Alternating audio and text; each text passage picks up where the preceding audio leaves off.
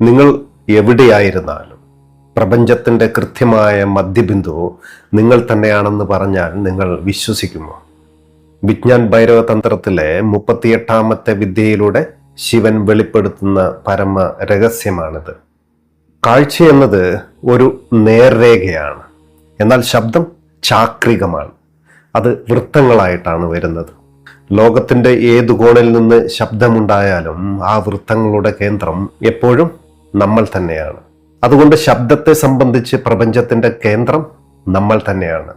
അർത്ഥങ്ങളുള്ള വാക്കുകൾ നമ്മുടെ ശിരസിലാണ് വന്ന് മുട്ടുന്നത്. എന്നാൽ വാക്കുകളില്ലാത്ത ശുദ്ധമായ നാദം നേരിട്ട് ചെന്ന് സ്പർശിക്കുന്നത് നമ്മുടെ നാഭീകേന്ദ്രത്തെയാണ്. ചെവികൾ അടച്ചു പിടിക്കുമ്പോൾ ഉള്ളിൽ കേൾക്കുന്ന ശബ്ദങ്ങളുടെ ശബ്ദം വാസ്തവത്തിൽ ബാഹ്യമായ കോലാഹലങ്ങളുടെ വിപരീത ശൂന്യതയാണ്. മെഹർ ബാബയെ പോലെ മൗനത്തിൽ മാത്രം ഉറച്ചു പോകാതെ ബാഹ്യമായ ശബ്ദത്തിലും ആന്തരിക മൗനത്തിലും ഒരേപോലെ സഞ്ചരിക്കാൻ പഠിക്കുക. വിരുദ്ധ ധ്രുവങ്ങൾക്കിടയിലുള്ള ഈ പെട്ടെന്നുള്ള മാറ്റമാണ് നമ്മുടെ ബോധത്തിന് നിത്യ യൗവനം നൽകുന്നത്. കോലാഹലങ്ങൾക്കിടയിലും നമുക്കുള്ളിലെ ആ നിശ്ചല കേന്ദ്രത്തെ തിരിച്ചറിയുക. അപ്പോഴാണ് നമ്മെ നമുക്ക് ലഭിക്കുക.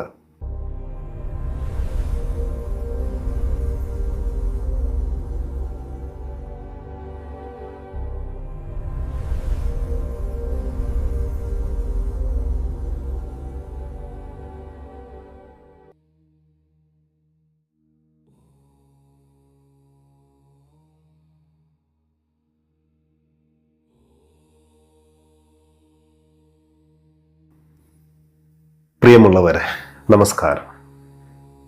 ദിവ്യബോധം എന്ന ഈ ആത്മീയ ജ്ഞാനപ്രവാഹത്തിലേക്ക് ഏവർക്കും ഹൃദ്യമായ സ്വാഗതം.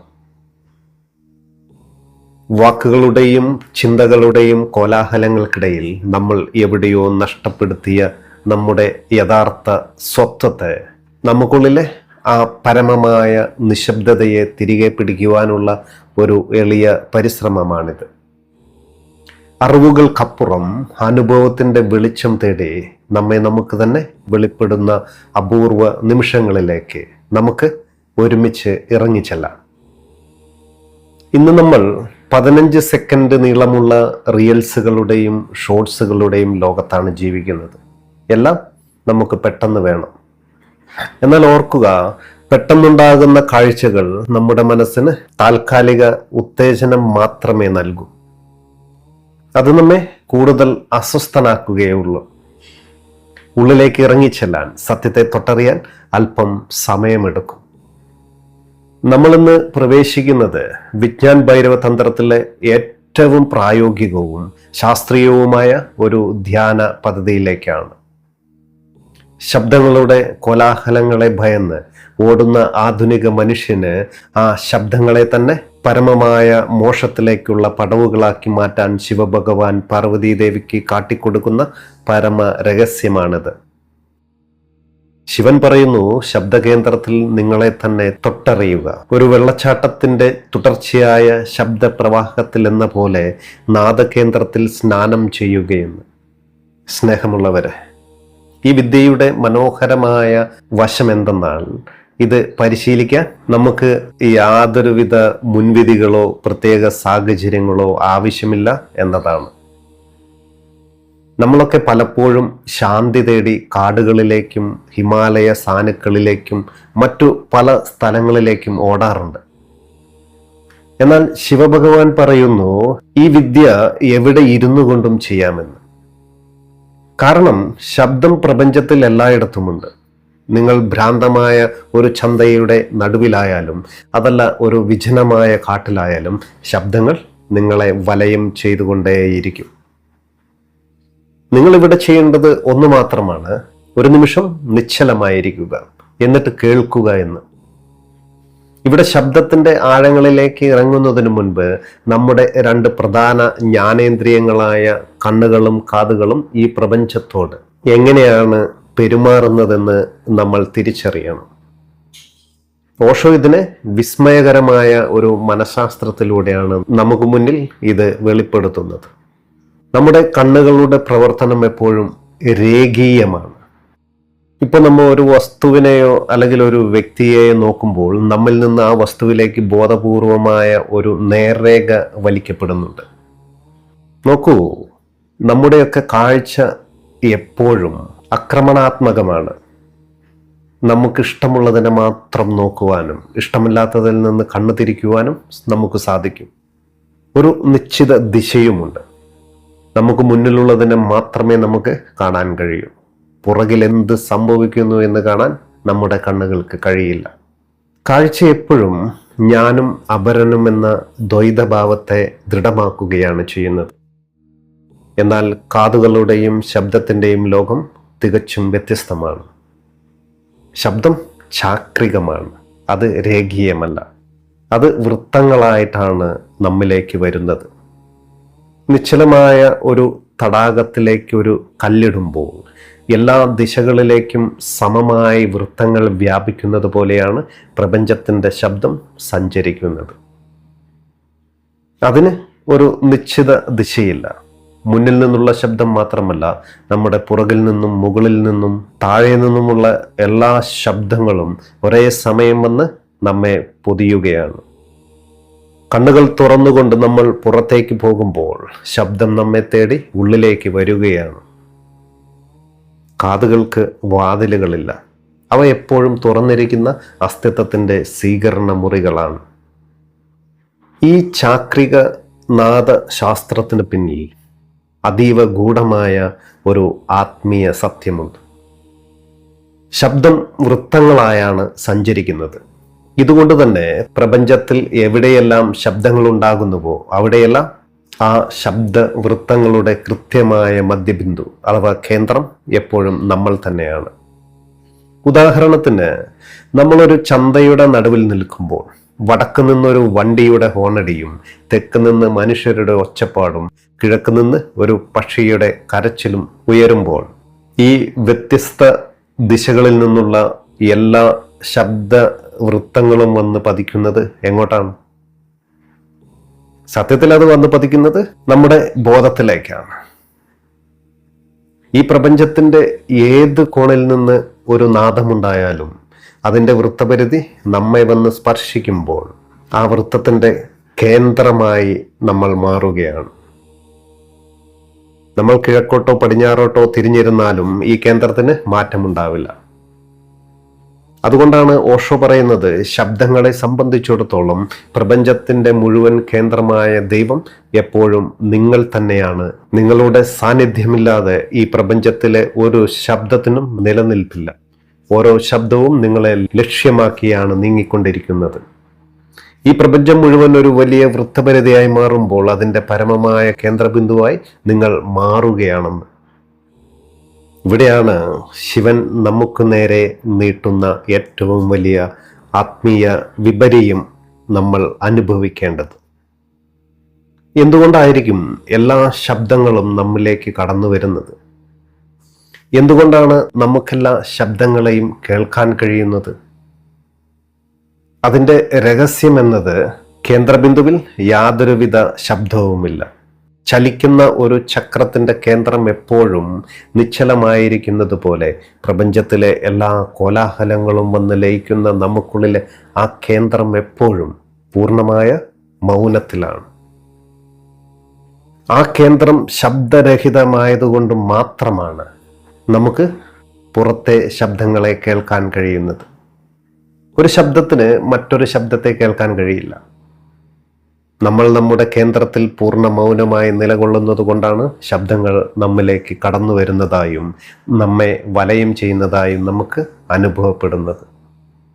ബാഹ്യമായ ശബ്ദങ്ങളുടെ പ്രവാഹത്തെ ഒരു ശല്യമായി കാണാതെ അതിനെ നമുക്കുള്ളിലെ മൗനത്തെ കണ്ടെത്താനുള്ള ഒരു അവസരമായി കാണാം നമുക്ക്. ഓരോ ശബ്ദവും വന്നെത്തുന്ന നമ്മിലെ ആ മണ്ഡലം എവിടെയാണെന്ന് നമുക്ക് കണ്ടെത്തുവാൻ കഴിയുമെങ്കിൽ പെട്ടെന്നവിടെ ഒരു അത്ഭുതം സംഭവിക്കും. ഒരു നിമിഷം നമ്മൾ മുഴുവൻ ശബ്ദ പ്രപഞ്ചത്തെയും കേട്ടുകൊണ്ടിരിക്കുകയാവും. എന്നാൽ മറുനിമിഷത്തിൽ നമ്മളുടെ ബോധം പെട്ടെന്ന് ഉള്ളിലേക്ക് തിരിയുകയും ബാഹ്യ ശബ്ദങ്ങൾക്കപ്പുറമുള്ള ജീവകേന്ദ്രത്തിലെ പരമമായ നിശബ്ദതയെ കേൾക്കാൻ തുടങ്ങുകയും ചെയ്യും. നമ്മൾ ഈ സത്തയെ ഒരു അനുഭവമാക്കി മാറ്റാൻ ശിവഭഗവാൻ നൽകുന്ന പ്രായോഗിക മാർഗമെന്നത് തികച്ചും വിശ്രമത്തോടെ നട്ടെല്ല് നേരെ വെച്ച് നിശബ്ദമായി ഇരിക്കുക. ഇന്ദ്രിയങ്ങളെ ശാന്തമാക്കിയതിന് ശേഷം കണ്ണുകൾ പതുക്കെ അടയ്ക്കണം. ഇതോടെ നമ്മുടെ കാഴ്ചയുടെ ലോകം അവിടെ അവസാനിക്കും. ഇനി നമുക്ക് കേൾവിയുടെ മഹാകാശത്തിലേക്ക് ഉണരാം. നിങ്ങളൊരു വെള്ളച്ചാട്ടത്തിന് താഴെ ഇരിക്കുന്നത് പോലെ സങ്കല്പിക്കണം. നാലുപാടു നിന്നുള്ള ശബ്ദങ്ങൾ, അത് വണ്ടികളുടെ ഇരമ്പലാകാം, കാറ്റിൻ്റെ മർമ്മരമാകാം, മനുഷ്യരുടെ ശബ്ദമാകാം, അവയെല്ലാം ഈ പ്രകൃതിയുടെ ഒരു മഹാവെള്ളച്ചാട്ടമായി നിങ്ങളുടെ ശിരസിലേക്ക് പതിക്കുന്നതായി അനുഭവിക്കണം. ഈ ശബ്ദങ്ങളെയൊന്നും നല്ലതെന്നോ ചീത്തയെന്നോ വേർതിരിക്കാതെ, അവയെക്കുറിച്ച് ചിന്തിക്കാതെ, അവയെല്ലാം വൃത്തമായി വന്ന് നിങ്ങൾക്കുള്ളിലെ ഒരു ബിന്ദുവിൽ പതിക്കുമ്പോൾ ആ നാദങ്ങൾ വന്ന് ലയിക്കുന്ന നിങ്ങൾക്കുള്ളിലെ ആ നിശ്ചല കേന്ദ്രത്തെ മാത്രമാണ് ഓർമ്മിക്കേണ്ടത്. ഒരിക്കൽ നമ്മൾ ഈ കേന്ദ്രത്തെ തൊട്ടറിഞ്ഞാൽ പിന്നെ ഈ ലോകത്തിലെ ഒരു ശബ്ദത്തിനും നമ്മെ ഉപദ്രവിക്കാനോ നമ്മുടെ സമാധാനം കെടുത്തുവാനോ കഴിയില്ല. ശബ്ദങ്ങൾ നമ്മിലേക്ക് വരും, എന്നാൽ അവയ്ക്കൊരിക്കലും നമുക്കുള്ളിലെ ആ പരമമായ മൗനത്തെ മുറിവേൽപ്പിക്കാൻ കഴിയില്ല. ഒരു ബാഹ്യ ശബ്ദത്തിനും അകത്ത് കടക്കാനാവാത്ത അതീവ പവിത്രമായ ഒരു സ്ഥാനമുണ്ട് നമുക്കുള്ളിൽ. ആ സ്ഥാനമാണ് ഇവിടെ തിരിച്ചറിയുന്നത്. നമ്മൾ ഒരിക്കലും ബാഹ്യമായ കോലാഹലങ്ങളല്ല, മറിച്ച് അവയെല്ലാം വന്ന് ലയിക്കുന്ന പ്രപഞ്ചത്തിൻ്റെ നിശ്ചല കേന്ദ്രമായ ശുദ്ധ ബോധമാണ്.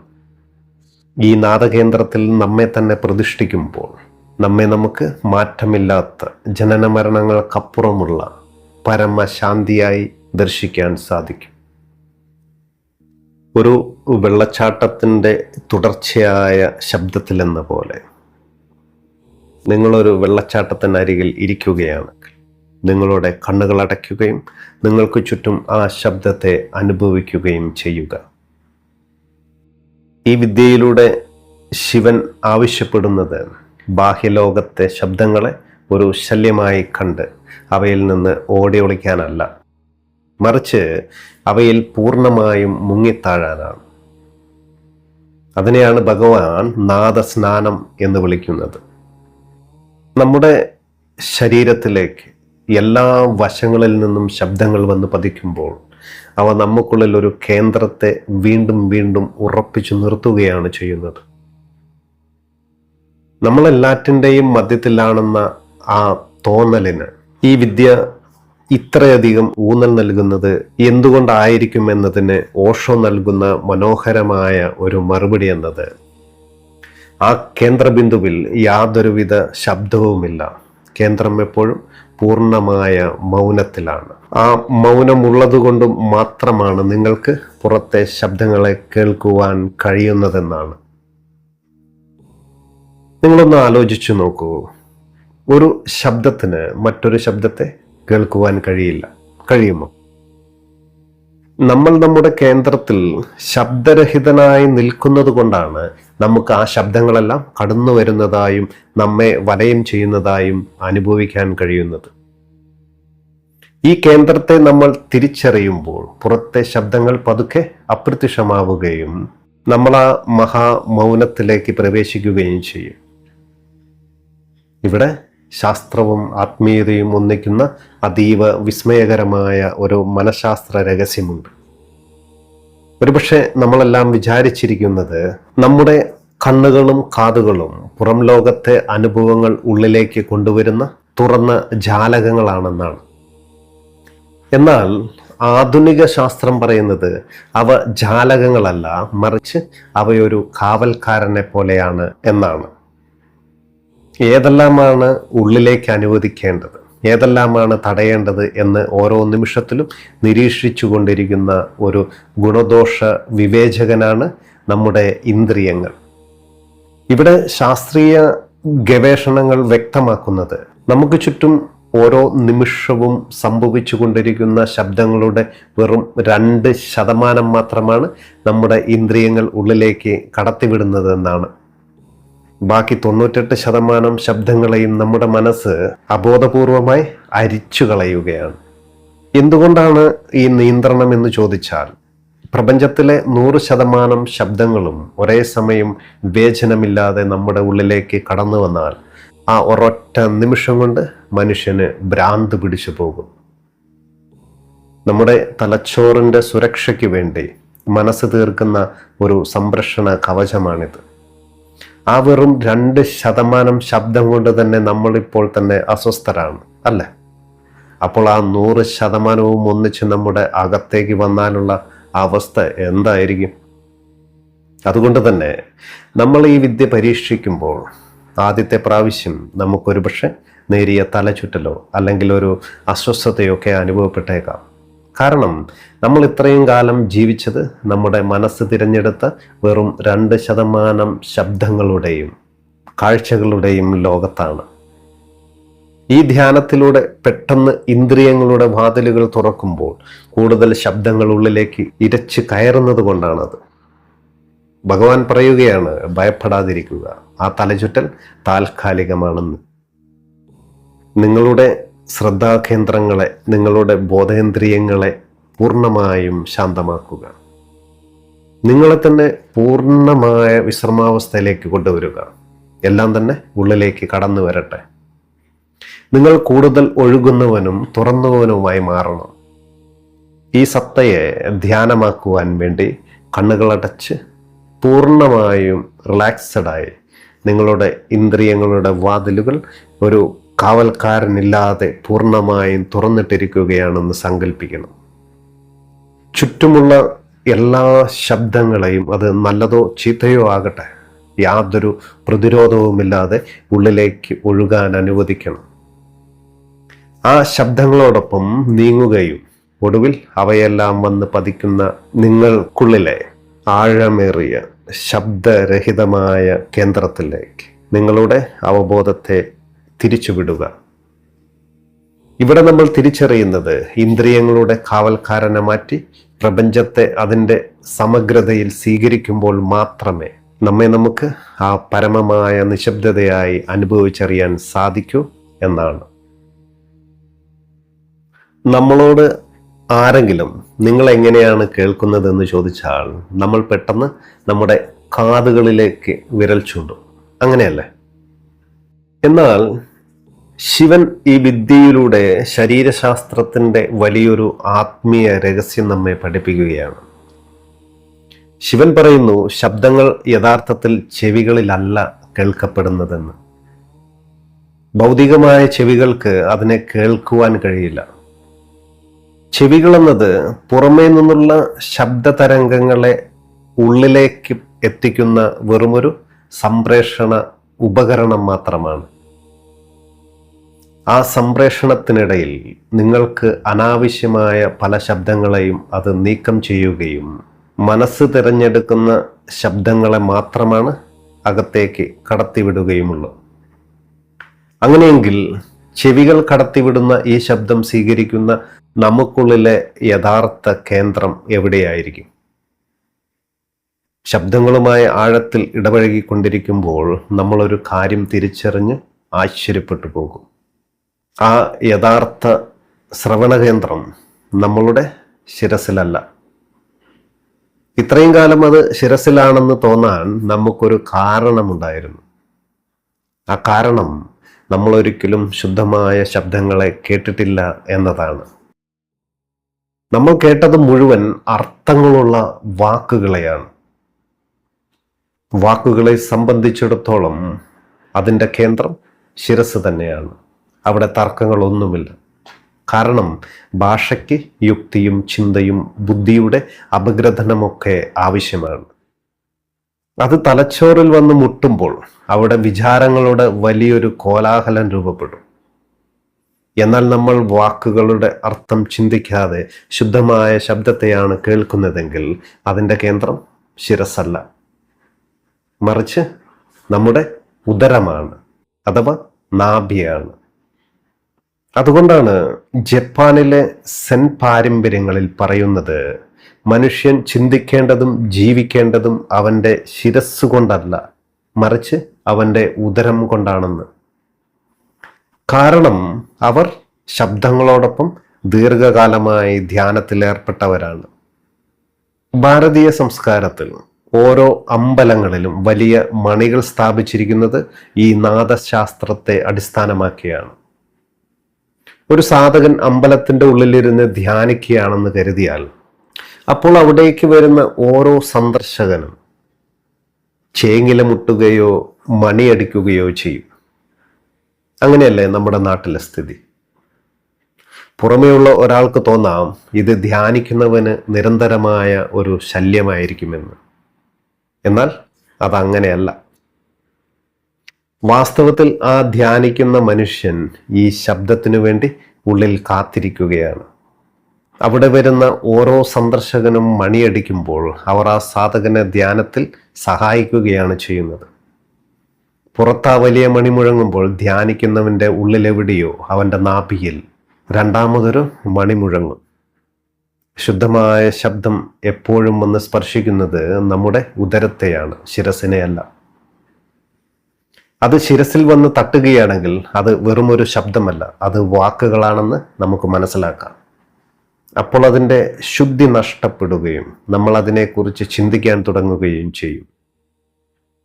ഈ ജ്ഞാനത്തെ ഒരു അനുഭവമാക്കാൻ ഒരിടത്ത് ശാന്തമായി ഇരുന്ന് കണ്ണുകളടച്ച് പുറത്തുനിന്ന് വരുന്ന ശബ്ദങ്ങൾ കേൾക്കുമ്പോൾ അതിൻ്റെ അർത്ഥം എന്താണെന്ന് ചിന്തിക്കാൻ നിങ്ങളുടെ മനസ്സിനെ അനുവദിക്കാതെ, അത് നല്ലതാണോ ചീത്തയാണോ ശല്യമാണോ എന്ന് വേർതിരിക്കാതെ ആ ശബ്ദം നിങ്ങളുടെ കാതുകളിലൂടെ കടന്ന് നേരെ നിങ്ങളുടെ നാഭിക്കകത്തേക്ക് പതിക്കുന്നതായി മാത്രം കാണണം.